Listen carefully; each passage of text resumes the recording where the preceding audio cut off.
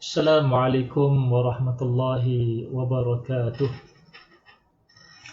Alhamdulillahi rabbil alamin. Wa bihi nasta'in ala umuri dunya waddin. La hawla wa la quwwata illa billahil aliyyil azim. Alhamdulillahilladzi manna alaina bifadlihil amim. Wa in manna alaina bimuhammadin afdalul khalqi fahadana ila dinil haqq wahdina as-siratal mustaqim. نحمده ونستعينه ونستغفره ونعوذ بالله من شرور أنفسنا ومن سيئات أعمالنا من يهده الله فلا مضل له ومن يضلله فلا هادي له أشهد أن لا إله إلا الله وحده لا شريك له وأشهد أن سيدنا محمدا عبده ورسوله حبيبه وخليله الهادي إلى صراط مستقيم. اللهم صل وسلم وبارك على سيدنا محمد وعلى آله وصحبه ومن تبعهم بإحسان إلى يوم الدين. أما بعد، فيا أيها المسلمون اتقوا الله، أوصيكم ونفسي بتقوى الله فقد فاز المتقون. وقال الله تعالى في كتابه الكريم: يا أيها الذين آمنوا اتقوا الله حق تقاته ولا تموتن إلا وأنتم مسلمون. صدق الله العظيم. Yang saya muliakan, yang saya hormati pengurusi surau An-Nur Bandar Puteri Klang dan seluruh jawatan kuasa, dan juga para jemaah muslimin muslimat sekalian, insya-Allah mudah-mudahan kita sentiasa dalam rahmat Allah Ta'ala Azza wa Jal. Lebih-lebih lagi pada hari ini, iaitu hari yang begitu bermakna bagi seluruh buat rakyat Malaysia, yang mana adalah tarikh 31 Ogos 2021, iaitu merupakan tarikh bagi hari Yaumul Istiqlal ataupun dipanggil Hari Kemerdekaan.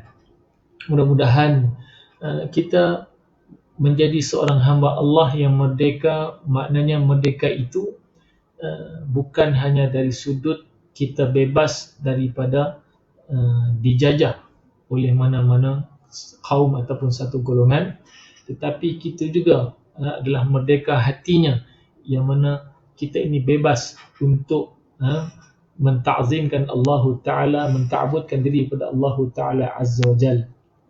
Ini bertepatan dengan rukun negara yang pertama, iaitu apa rukun negara yang pertama? Kepercayaan kepada Tuhan.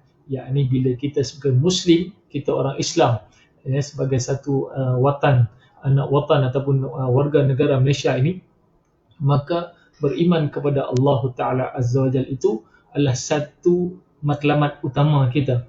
Sebab tu saya ambil sedikit kalam hukama yang menyebut wal istiqlalu lima kathura min al-amal salih. Jadi katakan merdeka itu mereka yang memperbanyakkan amal salih mereka.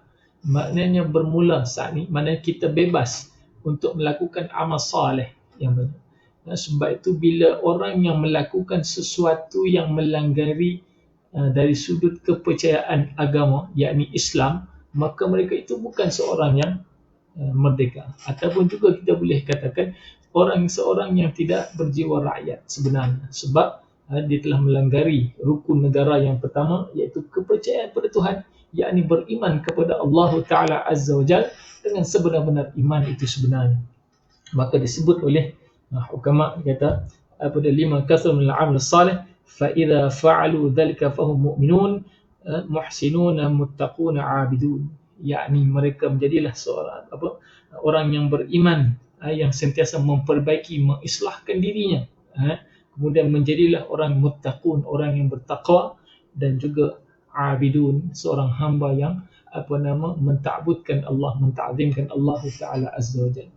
Jadi para jemaah, para penonton semua, kita sama-sama mengambil manfaat pada hari ini, 31 Ogos, sambutan merdeka itu mestilah kita pegang dengan pada rukun negara yang telah ditetapkan oleh negara kita, yakni negara Malaysia, kepercayaan kepada Tuhan, maka rukun negara yang lain di bawahnya itu insya-Allah akan dapat dilaksanakan bila yang pertama itu sudah pun tertegak, yakni beriman kepada Allah Taala dengan sebenar-benar iman itu insya-Allah. Sebab itu kalau kita lihat dalam khutbah Jumaat ni yang mana selalu sebut ya ayyuhalladzina amanu taqullah, wahai orang beriman, bertakwalah kepada Allah haqqa tuqatih, dengan sebenar-benar takwa. Jadi itu adalah nak menunjukkan tandanya kepercayaan kepada Tuhan secara total. Tidak ada boleh kita mengambil sedikit, buang sedikit. Maknanya secara keseluruhan apa yang didatangkan pada Quran, hadis Nabi sallallahu alaihi wasallam, ijma' ulama dan juga qiyas itu adalah tertakluk daripada rukun negara yang pertama, kepercayaan kepada Tuhan insya-Allah. Baik, alhamdulillah, sebelum tu mohon daripada sahabat-sahabat yang bersama pada kita petang ni atau malam ni, suara boleh dengar ke? Mohon respon supaya saya boleh maklum, mungkin saya boleh kuatkan sikit suara ataupun sebagainya insya-Allah. Baik, kita akan sambung hadis yang masih lagi tak habis tuan-tuan. Panjang hadis ni, daripada beberapa kali pertemuan dah. Ini kali ketiga pertemuan hadis tentang Ka'ab ibn Malik radhiyallahu anhu, yang mana Ka'ab bin Malik seorang sahabat yang di pulau bersama dengan Murarah, bersama dengan Hilal. Ada juga Ka'ab bin Malik, 3 orang ni yang mana telah di pulau oleh atas perintah Nabi sallallahu alaihi wasallam, kerana mereka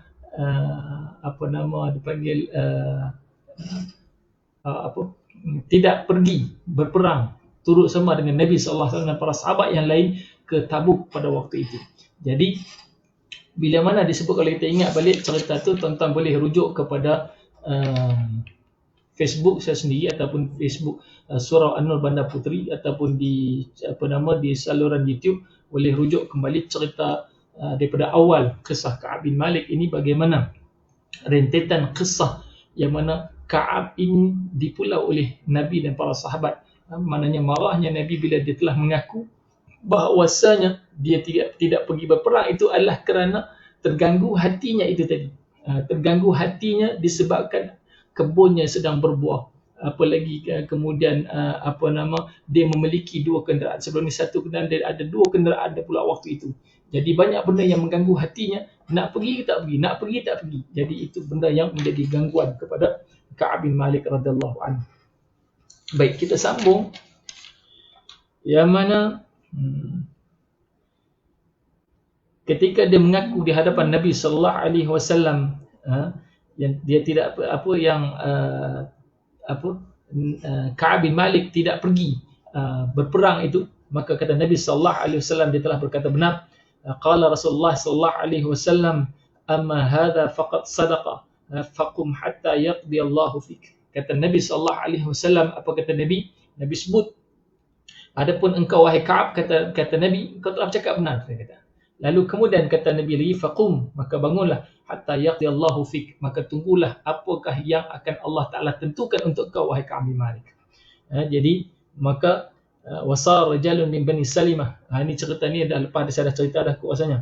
Bani Salimah datang jumpa apa semua, cerita, dia kata ada lagi 2 orang yang mana mengaku juga sebenarnya engkau mengaku. Maka waktu itu awal-awalnya Ka'ab ni duk rasa macam kalau aku cakap macam orang lain cakap, kata ada maslahat tertentu, mungkin Nabi tak perlulah nak sampai nak memulaukan dia sepatutnya waktu itu. Okey. Jadi bila mana ada lagi 2 orang sahabat Nabi yang mana menjadi sahabat yang turut serta dalam perang Badar pun tidak pergi kepada perang Tabuk waktu itu. Jadi dia berasa, apa yang aku buat ni adalah satu yang benar, yang benar, insya-Allah. Baik.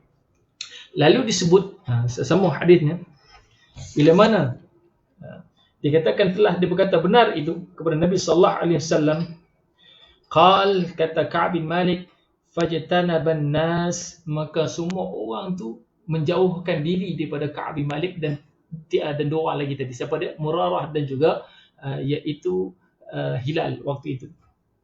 Lalu disebut lagi, dikata تغيروا لنا حتى تنكرت لي في نفس الأرض فما هي بالأرض التي أعرف. Dia kata dia tak pernah mengalami suasana situasi sebegitu, sedemikian, yang mana keadaannya dia rasa macam mana, rasanya benda tu berubah habis semua. Apa yang berubah di sini, seolah dia rasa macam tak sangka bumi ini sudah lagi tidak mengenalinya. Dia rasa bukan lagi duduk di atas bumi yang tempat yang biasa dia duduk, macam mana orang kenal dan sebagainya, orang tahu dia, tapi benda itu semua jadi berubah. Orang kata dalam sekelip mata berubah semua. Orang jadi macam seolah tak kenal dia ni atas apa, dia ni adalah seorang yang juga turut tinggal di kota Madinah waktu itu. Falabitna ala dhalika 50. Jadi permulawan itu berlaku selama 30 malam, 50 lailah, kata Ka'ab bin Malik. فأما صاحباي فاستكانا وقعدا في بيوتهما يبكيان. Adapun Murarah dan juga siapa, dan juga Hilal ni tadi, dia kata adapun dua sahabat aku ni fastakana, dia kata duk kekal di rumah ya, tak berani nak keluar dari rumah. Wa qa'ada fi buyutihima, dan mereka duduk tetap dalam rumah, tak berani nak keluar.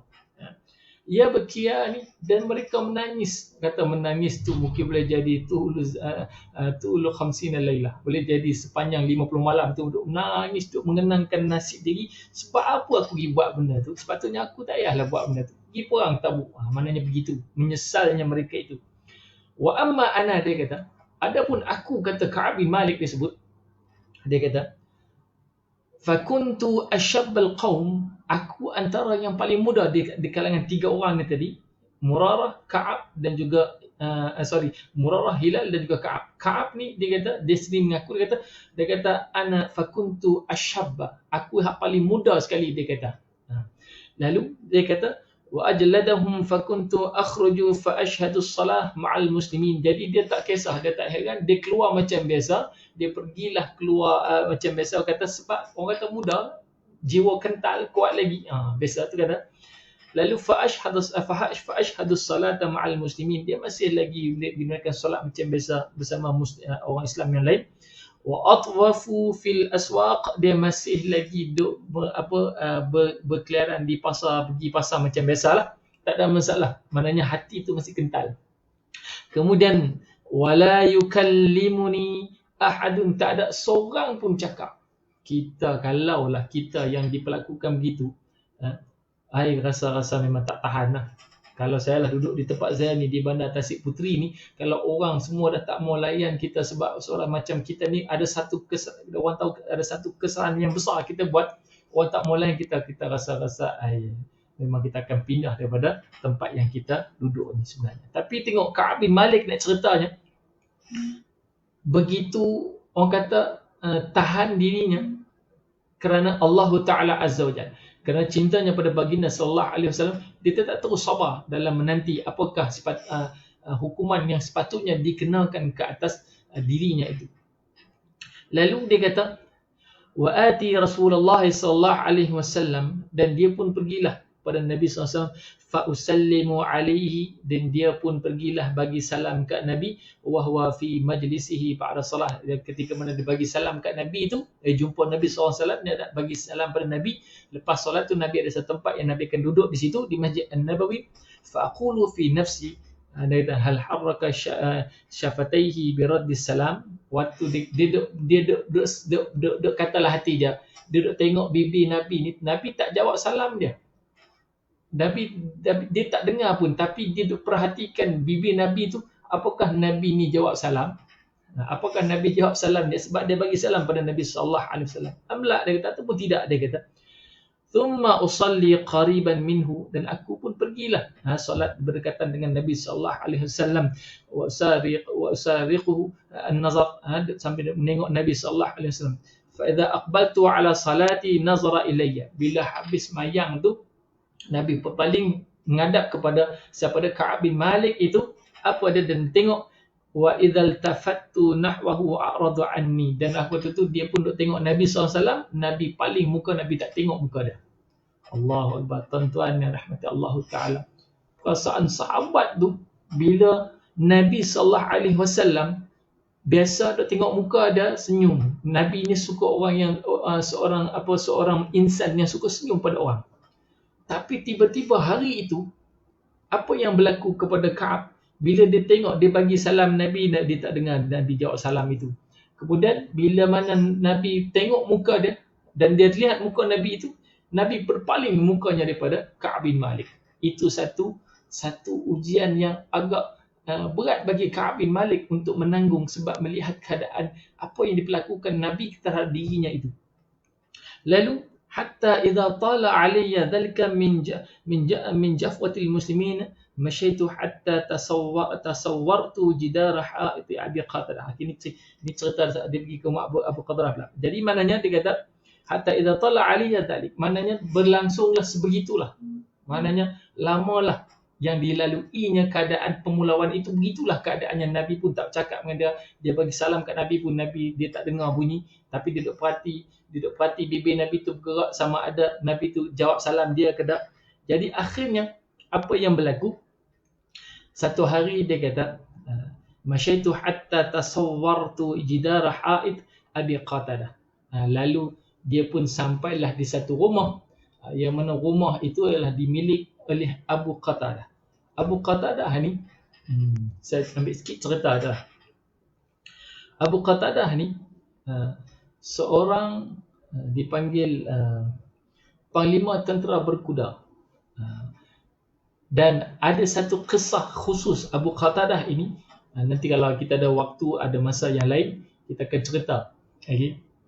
Yang mana Abu Qatadah ini pernah bersama dengan Nabi sallallahu alaihi wasallam dan beberapa orang sahabat lagi, ketika Nabi perintah yang disebut khatabana Rasulullah sallallahu alaihi wasallam, Nabi perintahkan kepada kami, kata Abu Qatadah itu, hadis ini diriwayatkan oleh Abu Qatadah, kata Nabi perintah pada kami ini untuk apa?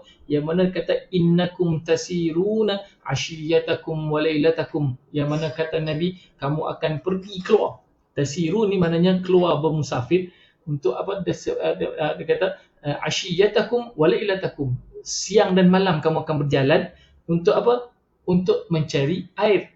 Kata Ka'ab wa ta'tuna al-ma' insya-Allah. Kata Ka'ab bin Malik, tujuannya untuk cari air, kata Abu Qatadah. Bukan Ka'ab, minta maaf, ni cerita Abu Qatadah. Nak cerita sikit lah gambaran Abu Qatadah ni siapa.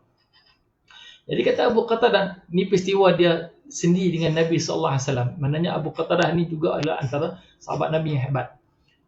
Lalu dia kata bila berjalan itu, lalu dilihat Nabi sallallahu alaihi wasallam bila dia jalan siang malam sampai ke malam, Nabi keletihan sebab ada waktu ketika saatnya Nabi mengarahkan sahabat untuk keluar cari air sebagai bekalan siap-siap untuk menempuh musim kemarau ataupun musim panas yang berpanjangan. Jadi dicari air, simpan siap, bawa pergi balik ke Madinah.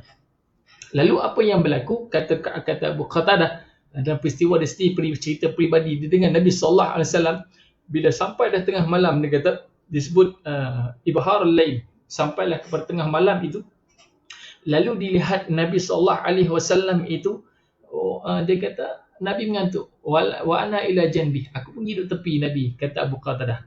Waktu itu dilihat oleh Abu Qatadah radhiyallahu anhu, dia kata apa dia?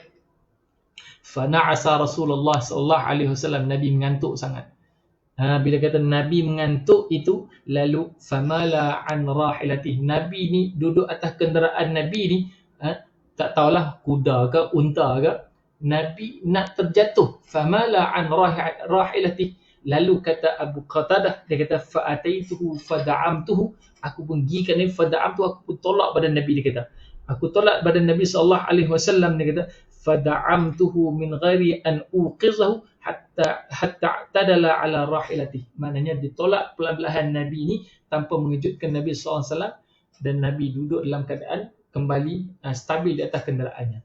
Begitulah kisah yang berlaku pada Abu Qatadah. Jadi ini Abu Qatadah yang mana disebutkan satu, saya bawakan sedikit peristiwa khas dia tadi, nak kita kenal siapa Abu Qatadah ini. Dan dia merupakan apa dia, iaitu panglima tentera berkuda. Baik, jadi dalam riwayat disebut, dia kata Abu Qatadah ini huwa ibnu ammi, maknanya sepupulah, anak laki pada kepada pakcik dia. Jadi sepupu dia. Siapa dia ni? Ka'ab ini sepupu kepada Abu Qatadah. wa ahabbun nasu ilayya, dan di banyak-banyak orang ni dia yang paling aku suka, dia kata. Kata siapa dia? Ka'b bin Malik. Lalu apa yang berlaku? Fasallamtu alaihi fama radda alayya salam. Aku pun bagi salam. Dia dipanjat dinding rumah ni tadi, sampai ke dinding rumah Abu Qatadah. Dia pun duk panjat macam ni lah. Kata, tengok, lalu nampak Abu Qatadah ada dalam rumah tu. Dia pun bagi salam. Lalu dia kata, disebut dalam riwayat ini, dia kata fama radda ala salam. Fama radda alayya salam. Dia tak jawab pun salam aku. Dia senyap, dia tak tahu, mungkin dia jawab secara orang kata dengan menyebutnya tapi tidak dengan membunyikan suaranya. Faqultu lahu, lalu aku pun duk katalah kepada Abu Qatadah. Ka'ab bin Malik ni dia sebutlah kepada Abu Qatadah. Apa dia kata? Disebut, dia kata, fanashattuhu, dia kata, ya Abu Qatadah, dia kata anshiduka billahi hal ta'lamuni uhibbullahi wa uhibbullaha wa rasulah. Dia kata wahai Abu Qatadah, dia kata, kamu tahu tak, hal ta'lamuni, aku ni, dia kata, kamu nak tahu tak bahawasanya aku ini orang yang mengasihi Allah dan Rasul, dia kata. Lalu bila dia tanya, fasakata fa'udtu fanashattuhu, fasakata fa'udtu fanashattuhu. Dia duk tanya ulang kali tapi jawapan yang nak ditunggu tak keluar daripada mulut Abu Qatadah. Dia tak dengar pun. Apa pun dia duk tanya, Abu Qatadah, kamu tahu tak aku ni orang yang menyayangi Nabi dan menyayangi Allah dan Rasul. Kamu tahu tak? Tapi Abu Qatadah senyapnya. Kita kalau kenal orang duk tanya kita macam tu, kita rasa kita nak jawab. Kita rasa perasaan kita macam tu, macam mana keadaan kita? Kata, ya Allah, ujian ni kepada Ka'ab bin Malik kalau kita rasa lama dah tinggal. Tinggal lama dah benda ni. Lalu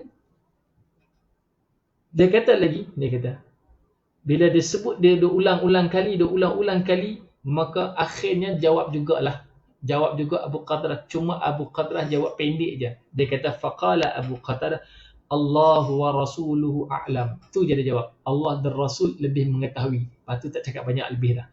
Gitu dia cakap. Akhirnya bila mana dia dengar jawapan begitu tadi, apa yang berlaku pada Ka'ab bin Malik radhiyallahu anhu, fafadat ainai, maknanya dia gugurlah air mata dumu', air mata keluar daripada mata siapa dia, mata Ka'ab bin Malik, sedih yang amat dia bila mana orang yang paling dia sayang pun tadi Abu Qatadah, daripada banyak-banyak orang, dia antara yang disayangi oleh siapa dia tadi, oleh Ka'ab, pun tak nak jawab, bagi salam pun tak jawab, ditanya pun tak jawab pertanyaan dia, cuma last sekali bagi jawapan Allah wa rasuluhu a'lam. Itu saja. Lalu fafadat aynaya wa tawallaitu hatta tasawwartu al-jidar. Maka dia pun nangis tadi, lalu dia turunlah pada dinding tu, dia pun tinggalkan Abu Qatadah begitu saja. Fabaina ana amshi fi suqil Madinah. Satu pula ujian datang, tuan-tuan. Ujian datang kepada dia pula. Lalu dia pun pergilah berjalan ke pasar Madinah. Tengok. Dia tengok apa yang berlaku. Dia kata, idza nabatiyun min nabati ahli Syam. Tiba-tiba didapati ada seorang nabati ini petani kot, lebih kuranglah macam tu, petani min nabati ahli Syam, seorang petani daripada negeri Syam. Maknanya Syam ini kalau kita pecahkan, sekarang ni Syam telah terpecah pada 4 buah negara lah. Maknanya antaranya Jordan, Lebanon, Palestin dan juga Syria. Okay? Jadi 4 negara ni adalah merupakan tanah Syam sebenarnya. Okay? Jadi dia kata ada seorang petani, dia kata, yang mana petani ini daripada ahli Syam, dia kata, mimman qadima bit-ta'am, yang mana dia telah pun sampai ke pasar Madinah itu, yabi'uhu bil Madinah. Dia menjual makanan lah di pasar Madinah waktu itu. Yaqul, lepas dia duk berniaga tu, kata siapa dia? Kata Nabati ini tadi, petani daripada Syam ni, dia kata, man yadullu ala Ka'ab bin Malik, siapa boleh tunjukkan ke aku mana Ka'ab bin Malik, dia kata. Siapa kenal Ka'ab bin Malik boleh tunjuk ke aku tak Ka'ab bin Malik ni mana, dia kata. Lalu Bila dia tanya kepada orang yang di Madinah itu, fatafaqan nasu yushiruna lahu ilai. Lalu orang kat pasar Madinah tu tunjuklah kat aku, dia kata. Tunjuk pada diri Ka'ab bin Malik tu. Ka'ab bin Malik orang pun tunjuk. Yushiruna lahu ilayya hatta ja'ani, lalu datanglah Nabati ini tadi datang kepada aku. Dia kata, fadafa'a ilayya kitaban min malaki Ghassan. Lalu dia pun bawa keluarkanlah satu surat khas yang dikeluarkan oleh Raja Ghassan. Raja Ghassan ni Raja Kristian, tuan-tuan. Satu surat. Apa isi surat ni? Tengok, satu ujian pula kepada Ka'ab bin Malik. Lalu dikeluarkanlah satu surat khas oleh Raja Ghassan. Dia bawa ni tadi, maknanya Nabati ni tadi yang datang berniaga di Madinah. Lalu dalam masa yang sama dia pergi sampaikan titah raja ni. Okay. Lalu dia berikanlah surat itu. Wa kuntu katiban faqara'tuhu fa idza fihi. Lalu aku pun bacalah apa yang tertera daripada Raja Ghassan itu. Apa kata Raja Ghassan? Amma ba'd. Amma ba'd ni tuan-tuan maklum tak? Biasa macam saya dah sebut tadi lah.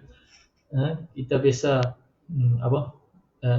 lepas kita mengucap hamdalah, kemudian kita kemudian kita mengucap 2 kalimah syahadah dan sebagainya, kemudian di akhir tu kita sebut amma ba'd. Amma ba'd ni sebenarnya kalau kaedah sebab Nabi sendiri pun guna sebenarnya. Maknanya untaian ataupun rentetan daripada apa yang aku sebut di awal tadi. Maknanya kita bila sebut dulu dengan basmalah, hamdalah, kemudian tadi dengan syahadatain dan sebagainya, kita sebut alhamdulillah bil alamin, kita puji Allah sebagainya, kita puji Allah Taala, kemudian kita mengucap 2 kalimah syahadah. Jadi rentetan daripada apa yang aku puji pada Allah Taala dan Rasulnya tadi itu, ini yang aku nak sebut ada kaitan dengan Allah dan Rasul. Itu sebenarnya itu yang Nabi juga menggunakannya. Tapi di sini surat Raja Ghassan ni tidaklah begitu. Okey. Cuma nak jelaskan apa makna amma ba'd. Contoh macam kita dah tengok khutbah. Okey. Setiap khutbah tu mesti disebut tu amma ba'd. Amma ba'd itu maknanya selepas daripada ini aku akan menceritakan tajuknya. Contoh apa tajuk, tapi tajuk itu tetap berkisah tentang Allah dan Rasul. Tetap kisahnya itu tentang apa yang dibahaskan tentang Allah dan Rasul ataupun Islam itu sendiri. Okey. Jadi kata Raja Ghassan, dia kata, dia baca tadi amma ba'd, dia kata فَإِنَّهُ قَدْ بَلَغَنَا أَنَّ صَاحِبَكَ قَدْ جَفَاكَ وَلَمْ يَجْعَلْكَ اللَّهُ بِدَارِ هَوَانٍ وَلَا مَضْيَعَةٍ. Dia kata, dan sesungguhnya dia kata qad balagana, telah sampai kepada kami, kata Raja Ghassan, berita telah sampai kepada kami, anna sahibaka, sesungguhnya sahabat engkau ni. Siapa sahabat engkau tu? Ka'ab bin Malik lah. Siapa sahabatnya itu? Iaitu Nabi SAW.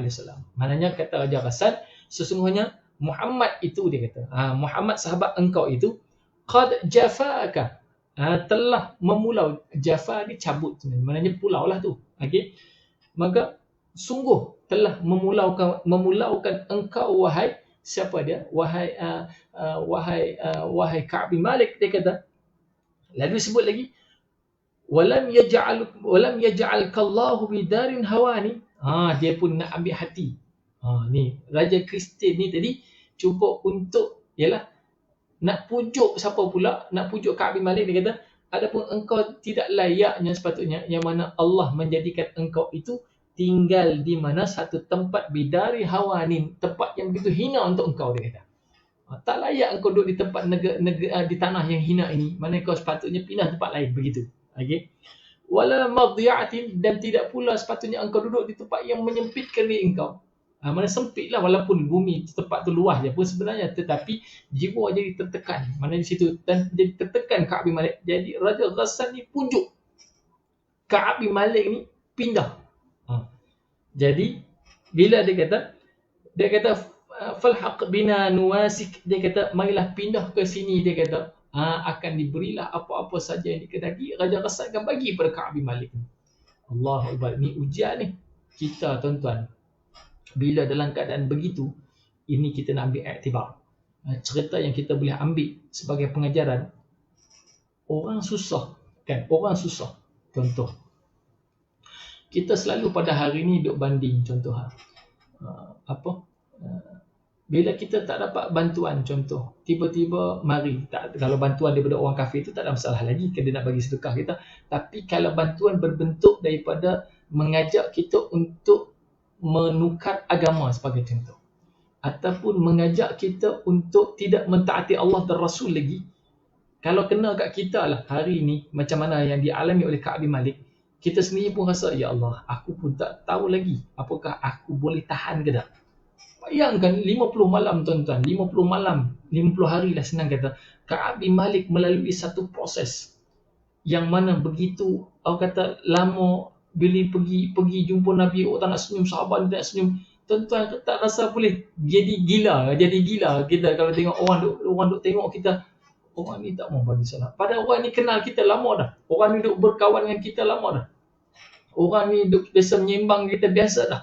Tiba-tiba orang tu tak mau menyembang dengan kita, tak mau bercakap dengan kita, tak mau berbual dengan kita. Apa pun orang semua tak macam seolah dia tak kenal kita pun. Tiba-tiba mari satu dugaan pula, orang kafir pula ajak kita. Ni dia kata. Lepas tu bagi tawaran yang bukan-bukan pula, tawaran yang mungkin kita rasa masyuk. Contohlah tuan-tuan, dia bagi duit, contoh, bagi rumah. Nak pujuk kita supaya kita tinggalkan agama Muhammad ni. Kau tak ikutlah Muhammad ni, mengarut ni, macam-macam lah. Lagi orang nak buat cerita yang orang kata, sebab benda zahir nampak zahir tu ya tak baik, membelah kat orang tak baik, kita kata. Tiba-tiba ada orang lain nak cuba ganggu tadi, macam ni tadi Raja Ghassan, orang Kristian yang ajak kita pula tadi. Kita rasa kalaulah na'udzubillah min dzalik, minta jauh iman kita lemah. Sebab itu tuan-tuan, sebab itu nak sebutnya kita hari ini bersyukurlah sangat-sangat, walaupun kita tak duduk zaman Nabi, kita tak duduk bersama zaman sahabat Nabi sallallahu alaihi wasallam, iman kita ni tak setanding dengan iman siapa dia? Iman para sahabat. Walaupun sahabat itu melihat jasad tubuh Nabi directly depan mata secara mubasyarah, langsung tengok Nabi sallallahu alaihi wasallam, kita tak lihat. Kita bersyukur juga sebab kita juga ada kelebihan, yang mana kata Nabi sallallahu alaihi wasallam, Nabi tanya pada sahabat, kamu tahu tak mana kaum yang lebih hebat itu? Yang mana mereka yang tak pernah lihat pada aku tapi beriman pada aku. Kita, walaupun iman kita tak standing, maknanya kita bersyukurlah. Tak apalah, aku bersyukur padamu ya Allah, aku dilahirkan pada zaman ini, walaupun tak sempat, orang kata tak lahirkan pada zaman bersama dengan para sahabat dan pada zaman Nabi sallallahu alaihi wasallam. Sebab belum tentu lagi kita boleh nak menanggung apa yang dialami oleh para sahabat. Sebab tu hari ini cerita tu ibrah pengajaran. Sebab tu kita baca cerita ni tuan-tuan sebagai ibrah pada diri kita. Kita boleh ke hari ini tuan-tuan, hari ini jangan kata pada jangan kita nak tengok cerita kami hari ini, kalau kita ada sikit ujian tuan-tuan, Allah, bayangkan tengok contoh kata orang duk bunuh diri hari ni banyak, duk gantung, orang duk risau. Itu baru ujian yang sedikit tuan-tuan. Ujian yang begitu sedikit, makan tak ada. Tuan-tuan tahu tak Abu Hurairah radhiyallahu anhu, yang mana disebutlah kisah, dia kata, aku duduk, kata Abu Hurairah, aku duduk kat tepi jalan, di tepi jalan, di tepi jalan, yang mana jalan itu yang mana akan dilalui oleh para sahabat Nabi SAW, termasuk Nabi SAW.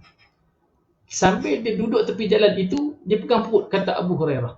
Dia pegang perut, dia kata, nak ceritanya lapar sebab dia Ahlus Sufah. Ahlus Sufah ni, Allah, makan tu bukan sekadar makan. Sebab tu Nabi selalu pesan para sahabat untuk beri makan pada Ahlus Sufah. Sebab tu di Ahlus Sufah ni ada satu tempat khas dia. Sebab tu di Masjid Nabawi sampai ke hari ni, tempat digantungnya tempat Ahlus Sufah mengambil makanan tu sampai ke hari ni tu masih ada. Cuma kalau orang tak perasan, dia tak tahu. Tapi tempat tu masih dijaga sampai ke hari ini di dalam Masjid Nabawi itu sendiri. Mari situlah tempatnya Ahlus Sufah mengambil kurma yang digantung oleh sahabat-sahabat yang beri sedekah pada Ahlus Sufah. Ada, tak ada, habis. Maknanya kata Abu Hurairah, kami makan, dia kata, kami makan hari ni, makan, nak jumpa makanan lagi 3 hari akan datang pun jumpa makanan. Allah Akbar. Kalau kita hari ni, kita tak makan berapa jam, contoh malam tadi, pagi semalam dah makan, bangun pagi ni tak ada jumpa makanan, kita dah kita tak boleh nak, kita dah rasa tekanan. Itu pun tak mampu hari ni. Ada yang dah gantung diri dan sebagainya. Na'udzubillah berlaku pada kita. Sebab tu kita ambil cerita ibrah. Sebab tu kata Abu Hurairah, dia kata, aku duduk tepi jalan, dia kata. Aku duduk tepi jalan, duduk pegang perut. Duduk pegang perut ni.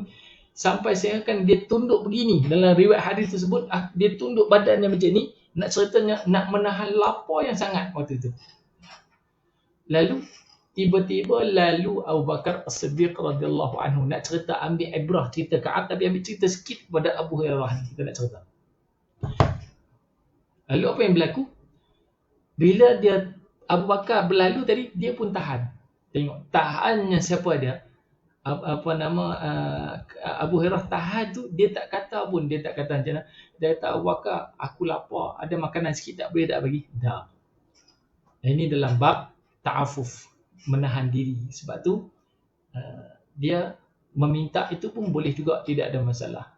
Dibahas pun ada hadis yang mana Nabi SAW pun pernah keluar lapar waktu malam sama Abu Bakar Umar, pergi rumah satu sahabat, minta makanan, kok ada makanan boleh bagi untuk dimakan. Maknanya harus, okay? Harus orang yang susah ni tadi pergi minta makan. Tapi dari sudut akhlak Islami dibahas ulama juga, sebab hadis ini dua bertentangan. Peristiwa itu dua bertentangan. Yang mana ada sahabat pula, dia takkan tunjuk dirinya ta'afuf, nak suka minta-minta pada orang. Maknanya dua-dua itu harus, tak ada masalah nak jadi yang mana. Tapi dalam perbahasan ini, akhlak Islami yang lebih afdal itu selagi mana yang mampu tahan diri kalau tidak menjadi seorang yang meminta. Lalu kata Abu Hurairah disebut, dia kata dia tahan tu. Abu Bakar dia kata, ya Abu Bakar, dia kata, wahai Abu Bakar, boleh tak engkau bacakan satu ayat Quran untuk aku? Allahu Akbar, tuan-tuan. Dia tak kata pun dekat Abu Bakar, dia kata, ya Abu Bakar, dia kata, wahai Abu Bakar, dia kata, aku minta sikit roti boleh tak? Aku lapar, tak makan 3 hari tak makan. Dia susah kot lapar tu.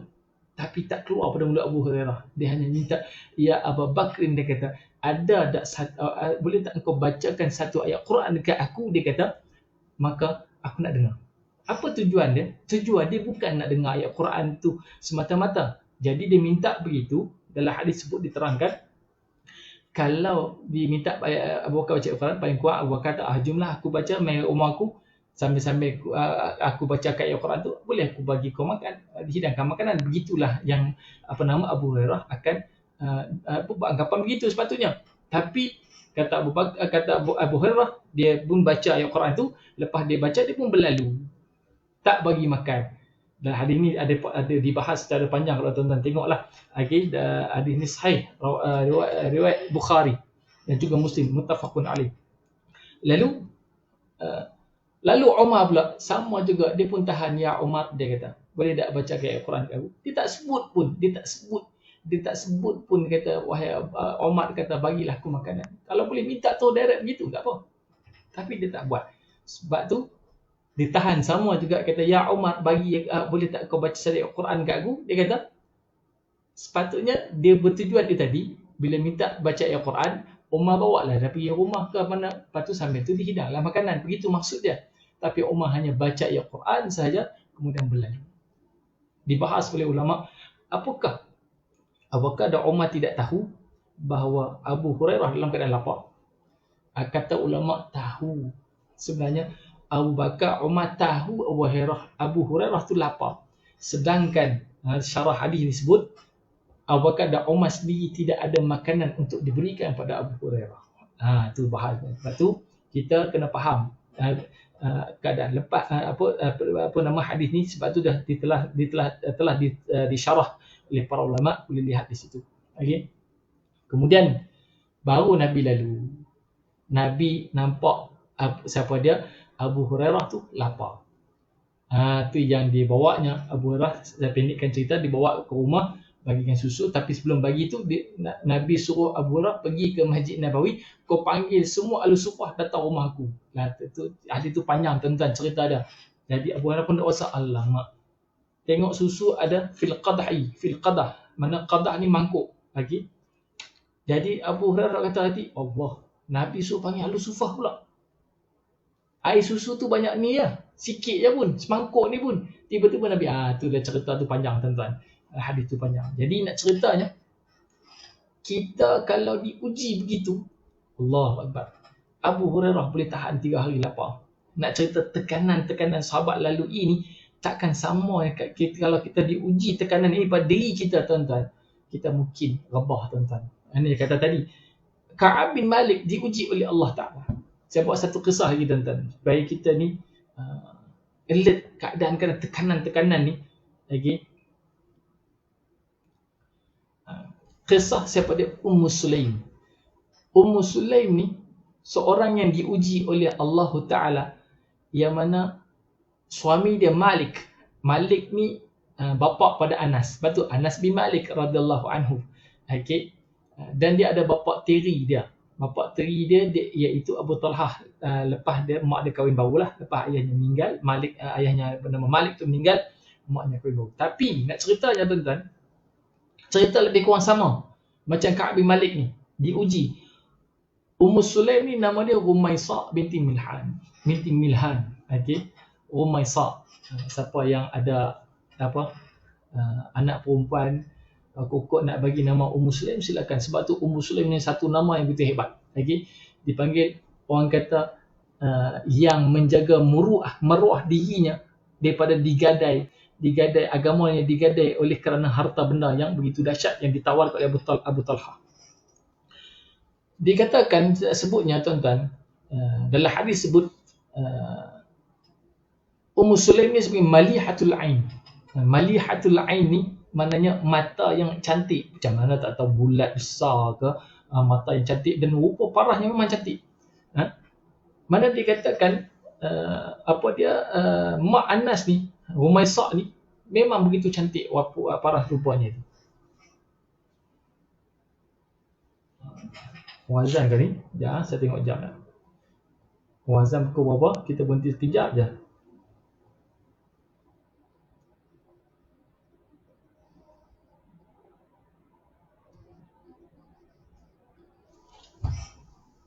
Sekejap lagi. 8.32 minit lagi. Okey. Jadi, tuan-tuan, Rumaisa binti Milhan ini didatangi oleh Abu Talha. Sebab Abu Talha dengar aja Malik ni dia telah meninggalkan kota Madinah bila datangnya perintah untuk arak itu tidak boleh lagi diminum secara terbuka. Tidak boleh lagi diminum. Lepas tu di dalam riwayat sebut Madinah tu penuh dengan arak dibuang oleh para sahabat waktu tu. Okey. Dibuang arak di kota Madinah itu. Sebab itu Malik ini berpindah ke Syam. Jadi dia tak sanggup, sebab dia waktu itu dia memang kafir. Memang Malik ni tak Islam pun, dia mati pun dalam keadaan kafir. Lalu pergi ke Syam, kata Anas bin Malik, halaka fi Syam. Lalu dia pun meninggal di Syam, mati dalam keadaan kafir, ayah Anas bin Malik. Kita bagi talun adzan insya-Allah.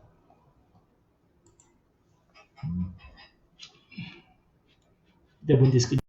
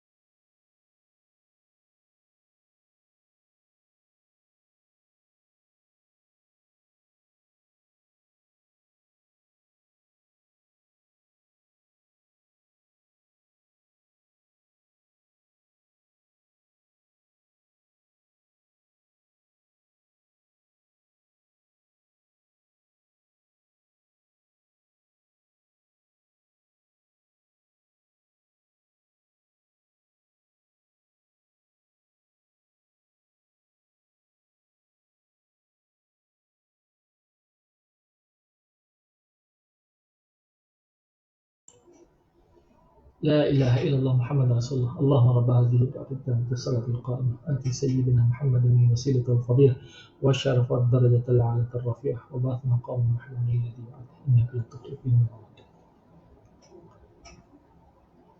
Baik, sikit je tuan-tuan ya.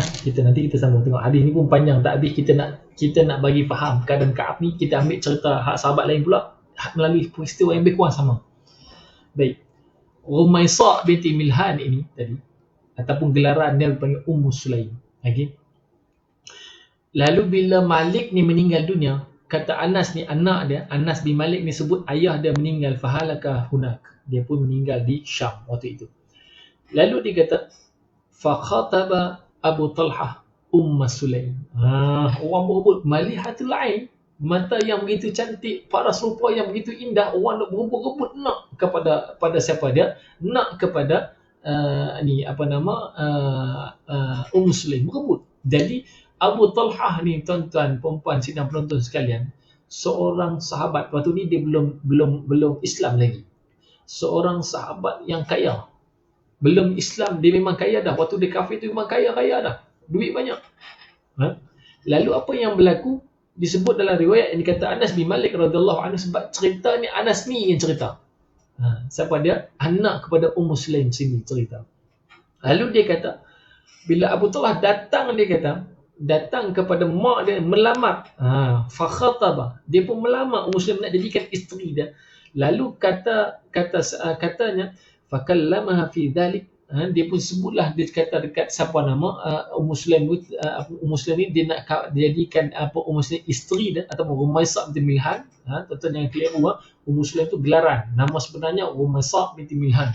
Okey, diminta tadi untuk jadikan isteri, dia lama Ummu Sulaim jadi isteri dia. Lalu apa jawab? Tengok apa jawab siapa dia, Ummu Sulaim. Dia kata, lalu dia kata faqalat, dia kata ya Aba Talhah, dia kata ya wahai Aba Talhah, dia kata ma mithluka yurad, dia kata ai orang macam hang ni, orang macam kamu ni wahai Abu Talhah, kalau mana-mana orang, kalau kau perempuan mana yang kau lama, orang tak tolak dah. Dia kata ma mithluka yurad, dia kata orang macam kamu ni kalau pergilah mana-mana perempuan cantik tara mana lah, perempuan takkan tolak. Tuan-tuan, saya pun cari juga dulu sebab saya baca hadis lama dah. Jadi saya cari juga siapa dia Abu Talhah ni tuan-tuan. Rupa-rupanya ganteng. Abu Talhah ni handsome tuan-tuan. Seorang yang badannya tinggi tegap. Seorang sahabat yang banyak harta. Duit banyak, handsome pula tuan-tuan. Allah. Jangan kata kaya-kaya handsome. Hak tak handsome, kalau duit banyak pun habis kena sapu dia perempuan hari ni. Nak ceritanya, jangan kata hak handsome yang kaya, yang tak handsome kalau banyak duit pun perempuan tak ada hal no halnya. Itu dia kata tadi.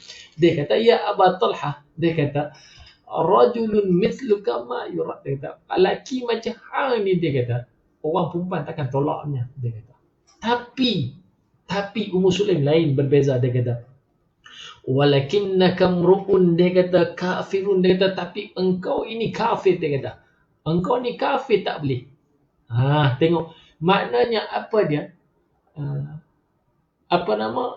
orang tu dia nak jadikan dirinya tadi diterima tadi, dia akan tunjuk dirinya kaya, Abu Talhah tadi. Kemudian tapi jawapan yang diterima oleh Abu Talhah daripada Ummu Sulaim, dia kata tak boleh aku terima. Walakinnaka mru'un kafirun, dia kata engkau ni kafir wahai Abu Talhah, aku tak boleh terima, dia kata. Wa ana imra'atun muslimatun, dan tapi aku ni seorang perempuan muslim, dia kata perempuan Islam, dia kata jadi tak boleh kahwin dengan kamu. Tuan-tuan, di Malaysia ada tak kes yang berlaku? Ada tuan-tuan. Sanggup meninggalkan agama mereka Islam, berkahwin dengan seorang lelaki kaya. Berlaku tuan-tuan. Jadi kemudian bila dia kata begitu pula, dia kata Abu Talhah tak puas hati. Ini macam mana Raja Ghassan duk uji Ka'ab bin Malik tadi, kena pulau oleh Nabi dengan sahabat ni. Tengok, ni cerita Ummu Sulaim pula, dia diuji juga. Dia kata apa? Dia kata kalau macam tu, dia kata Abu Talhah kepada kata Abu Talhah kepada Ummu Sulaim, dia kata madza ka dahruk, dia kata Kau nak tahu tak apa mahar yang akan aku bagi kepada engkau bila engkau bakal jadi isteri aku. Aku akan beri mahar, satu mahar yang hebatlah maknanya pada engkau. Kau nak tahu tak apa? Lalu Ummu Sulaim qalat, "Wa ma dahri?" Apa dia mahar bagi aku? Dia tanya Ummu Sulaim. Lalu dijawab oleh siapa dia? Jawab oleh Abu Talhah. Dia kata, dia kata, as-safra wal bayda. As-safra ni benda hak warna kuning, al-bayda benda hak warna putih. Apa benda tu tuan-tuan? As-safra benda kuning, emas. Al-bayda boleh jadi emas putih tuan-tuan. Okay. Emas kuning dan emas putih. Aku berikan kepada engkau wahai Muslim, maka terimalah lamaran aku untuk engkau menjadi isteri aku. Lalu kata Ummu Sulaim, dia kata la yasluhu li an atazawwajaka. Dia kata pun tak boleh juga, dia kata, kalau kau bagilah safra wal bayda ke apa sekalipun harta, jangan kata Lamborghini ke kau bagi kat aku ke hari ni ke, aku takkan terima lamaran kau. Ni tuan-tuan, nak sebutnya iman sahabat ni beza dengan kita tuan-tuan. Tapi ibrah kita nak ambil hari ini, nak sebutnya apa dia, tekanan-tekanan yang dialami oleh sahabat ni. Tengok macam Ka'ab bin Malik tadi kata apa? Raja Ghassan datang, raja bagi surat perintah, titah kata, dia kata orang pulau engkau dan sebagainya, engkau tak layak duduk di bumi yang hina, yang dengan keadaan tekanan begitu, maka marilah berpindah. Dia kata pindahlah ke tempat yang lain, iaitu pindah ke negeri Ghassan. Dia kata akan diberi nuasik, dia kata akan diberikanlah apa saja kau nak. Kita tuan-tuan terbeliak biji mata dah lah kita susah macam tu. Ada tinggalkan agama tu pula. Allahu Akbar. Tapi apa yang berlaku, kita nak tutup cerita untuk hari ni, cukup hari ni je cerita ni. Dia kata falhaq bina nuwasik. Dia kata marilah pindah ke sini, kata Raja Ghassan. Faqultu hina qara'tuha. Lalu aku pun berkata lepas aku baca surat tu, wa hadhihi aidan min al-bala. Ini pun ujian dugaan untuk aku ni, kata Ka'ab bin Malik. Ini tak boleh jadi juga, dia kata. Lalu apa dibuat oleh siapa dia? Dibuat oleh Ka'ab bin Malik dengan surat titah Raja Ghassan tu. Fatayammamtu biha, dia pun renyok-renyokkanlah surat itu, biha at-tanawwur fasajartuha. Lalu dia pun bakarlah, dia bakarkan surat itu. Maknanya dia tak terima pun tawaran ataupun lamaran Raja Ghassan untuk dia pindah daripada Madinah pergi ke Ghassan. Allah tuan-tuan, ini nak sebutnya ujian sahabat besar. Kita tuan-tuan kalau duduk waktu ini kata dalam keadaan susah tu, lama dah tinggal Nabi. Tu nak sebutnya lama dah kita tinggal dia sebab iman kita ni lemah. Tapi apapun kita bersyukur pada hari ini, walaupun kita ni tak bersama dengan sahabat, tak bersama dengan Nabi, iman kita kuat dengan setanding dengan sesuai zaman kita pada hari ini. Alhamdulillah, syukurlah banyak-banyak. Lagi-lagi pada hari ini Yaumul Istiqlal, hari kemerdekaan pada kita. Saya dah sebut dah, tanda seorang yang merdeka iaitu mereka menegakkan rukun negara. Tertegaknya rukun negara yang pertama, maka tertegaklah rukun negara hak lain tu, yang 4 lagi baki bawah tu semua akan tertegak. Apa dia rukun negara yang pertama? Kepercayaan kepada Tuhan. Al-imanu billah, itu rukun iman kita juga sebenarnya. Kalau kita beriman pada Allah Ta'ala, Allah kata tutup aurat tu wajib tak? Wajib. Kalau tak tutup aurat, kata apa masalah tak tutup aurat, maka mereka itu bukan warga negara yang baik, sebab mereka melanggari rukun negara itu sendiri. Jadilah hamba Allah yang merdeka, jadilah hamba Allah yang juga yang mana serapkan kemerdekaan itu dengan nilai-nilai Islam itu sendiri, berdasarkan iman kita dan takwa, insya-Allah. Jadi cukup sekadar itu, nanti kita sambung lagi tuan-tuan. Rahmat Allah Ta'ala sekalian, kita akan sambung dalam perbahasan hadis ni, masih panjang lagi tuan-tuan. InsyaAllah habis dua kali pertemuan lagi, insyaAllah. Jadi cukup sekadar itu, saya mohon maaf mengambil masa tuan-tuan. Mudah-mudahan Allah Ta'ala berikan kelebihan pada kita dengan manfaat ilmu yang kita bincangkan pada malam ini, insyaAllah. Jadi saya akhiri pertemuan kita pada malam ini dengan kalam yang mulia. Aku liqauli hadza astaghfirullah al-azim li wa lakum. Assalamualaikum warahmatullahi wabarakatuh. Sudahi dengan tasbih kafarah dan surat al-Asr. Subhanakallahumma wa bihamdika asyhadu an la ilaha illa anta nastaghfiruka wa natubu ilaik. Bismillahirrahmanirrahim. Wal 'asr innal insana lafi khusr illa alladhina amanu wa 'amilus shalihat wa tawassaw bil haqq wa tawassaw bis sabr. Wallahu a'lam. Assalamualaikum warahmatullahi wabarakatuh. Bertemu kembali pada pertemuan akan datang, insya-Allah.